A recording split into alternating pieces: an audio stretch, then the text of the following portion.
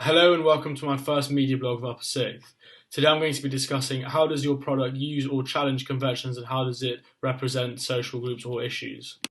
Horror in general has many codes and conventions, for example distorted sounds, a protagonist who usually saves the day, low-key lighting to create a spooky feeling, and it's also very common to see blood and gore, and especially some sort of structure to the storyline, for example Todorov's theory, which means the story follows a three-part structure: an equilibrium where everything is okay and balanced, a progress where something happens to disturb your equilibrium, and finally you reach a resolution where the equilibrium is restored.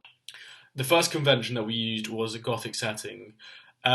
This being because around where we are geographically, Gothic settings aren't very hard to find in terms of building styles, meaning that it would be easy for us to find one and film at one regularly.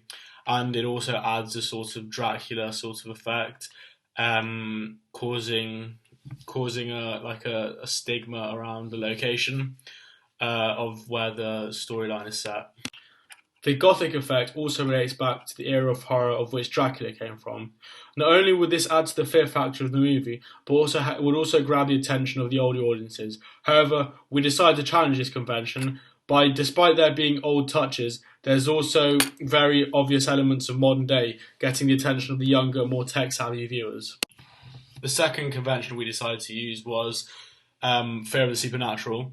And the way we went about this is by making it so you don't actually see what the antagonist looks like, so you never get a view of him or her, or even if it's not human, causing the viewer to sort of feel like there's a supernatural presence because you don't know what it is, you don't know if it's a monster, an alien, or you don't know at all. The supernatural is something that can have a completely different audience base to people who just enjoy horror. So by adding the two together, you can grab the attention of two audiences rather than just one.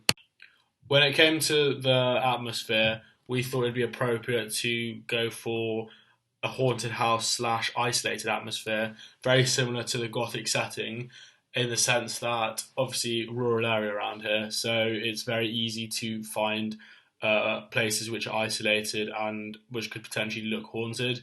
But again, quite conveniently, it also works in very nicely with the sort of production that we're making and the Gothic setting that we're going for. And finally, we decided to use tampering with the music for cinematic effect. And by this, we mean, so for example, in a normal horror movie, in a full length one, not just the first 2.5 minutes, when something scary is about to happen, you'll notice that they always pause the music to add like an edge to the moment. And me and Laurie felt that this works very effectively, and this is something that we'd like to do. Now, on the other side of the spectrum, where we decided to challenge codes and conventions, we thought it'd be appropriate to start with a murder scene where we don't include one, because it's very common in horror, and we feel it's very predictable, meaning the quality of our production would be reduced because the storyline just wouldn't be as effective as it could be if we didn't include a murder scene. Our piece of film is going to resemble a family in a scene where they pull up at the house in a 4x4. Both parents step out and glance at the house, as closely followed by the grumpy, stereotypically teenage son.